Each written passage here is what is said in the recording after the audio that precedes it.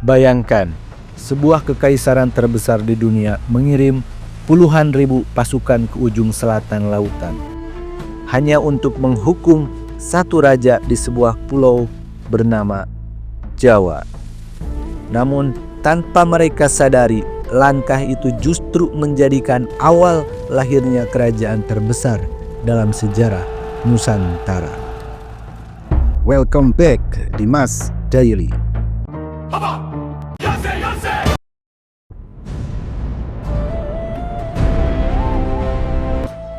Tahun 1292 Masehi, dunia berada di bawah bayang-bayang dinasti Yuan, kekaisaran Mongol yang dipimpin Kaisar Besar Kubilai Khan.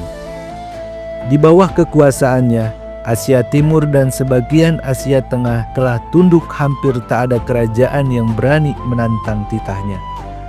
Namun, jauh di selatan, berdirilah sebuah pulau yang memilih melawan. Pulau Jawa. Amarah Kubilai Khan memuncak ketika Raja Kertanegara dari Singasari bukan hanya menolak tunduk, tetapi juga menghina utusannya.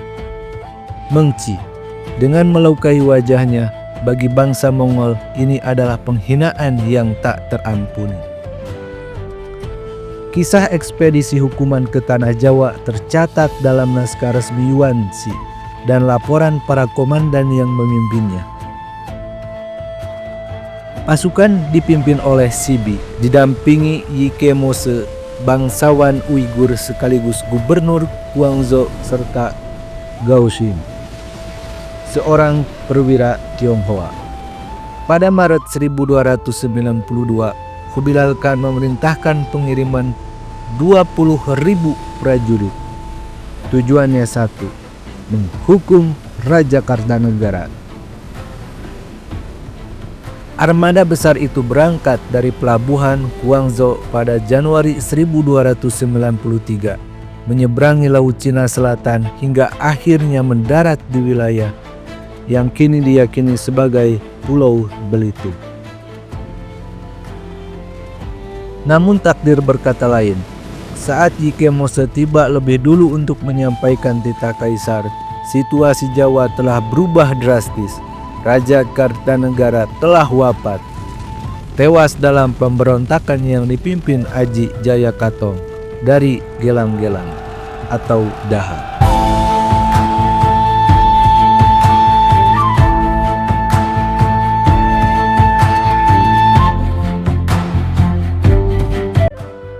Meski target utama telah mati, ketiga komandan Yuan sepakat misi harus tetap dijalankan. Di saat yang sama, di Tanah Jawa seorang bangsawan muda bernama Raden Wijaya, menantu Kartanegara, berhasil lolos dari kejaran pasukan Jayakatong. Bersama sisa pengikutnya yang hanya berjumlah belasan orang, ia menyeberang ke Madura mencari perlindungan kepada Arya Wiraraja. Disinilah kisah mulai bercabang. Prasasti Kudadu menyebut Raden Wijaya melarikan diri tanpa sempat melawan. Namun para raton mengisahkan ia sempat menyerang balik sebelum mundur dan menjalin persekutuan dengan Wiraraja.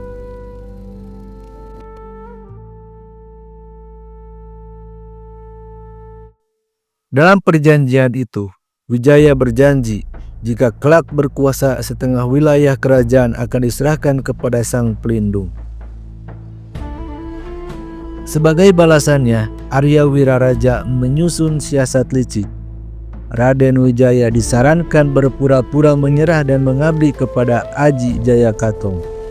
Sebuah langkah yang tampak lemah, namun sesungguhnya menjadi pondasi rencana besar.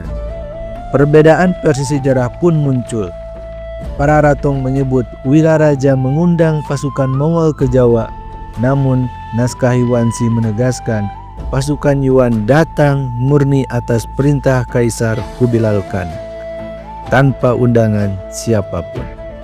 Yang pasti, Yuanzi mencatat bahwa Raden Wijaya mengirim utusan kepada pasukan Mongol, menyatakan tunduk pada sang kaisar. Ia bahkan memberikan informasi penting, pelabuhan, sungai-sungai, dan peta wilayah Gelang-Gelang. sebuah manuver politik di tengah kekacauan Jawa pasca runtuhnya Singosari. Mengikuti rencana, Raden Wijaya mengabdi pada Jayakatong dan meminta izin membuka hutan tarik. Hutan itu kelak berubah menjadi permukiman baru bernama Majapahit. Para raton mengisahkan izin itu diperoleh saat perayaan besar di Istana Doha. Pengikut Wijaya menunjukkan ketangkasan mereka dalam adu tusuk, mengungguli prajurit Jayakatong dan menarik perhatian sang raja.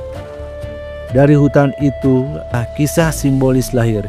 Seorang pekerja Madura menemukan buah maja yang rasanya pahit. Sejak itu tempat tersebut disebut Majapahit. Namun kisah ini hanya muncul dalam para raton dan Kidung Ranggalawe, bukan dalam prasasti-prasasti awal.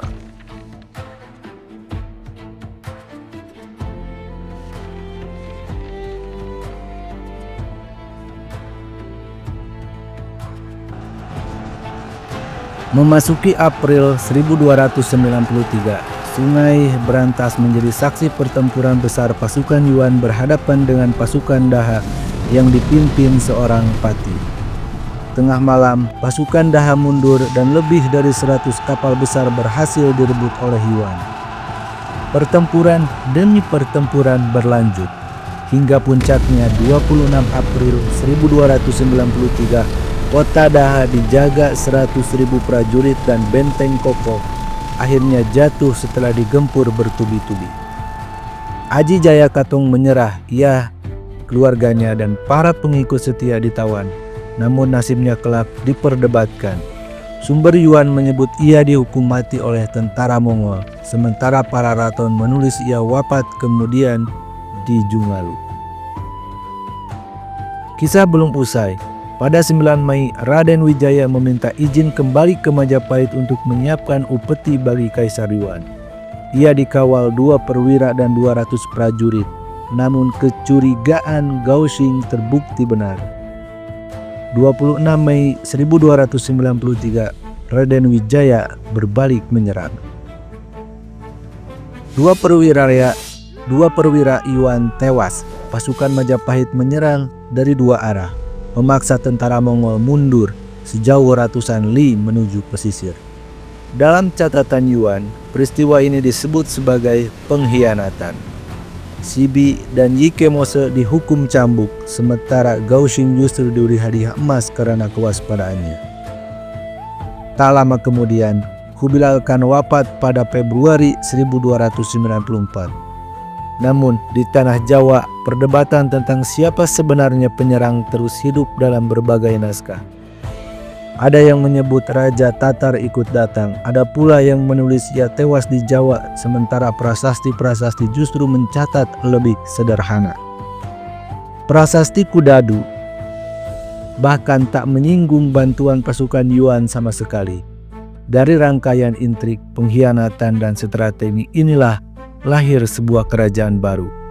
Kerajaan yang kelak menjadi lambang kejayaan Nusantara. Kerajaan Majapahit.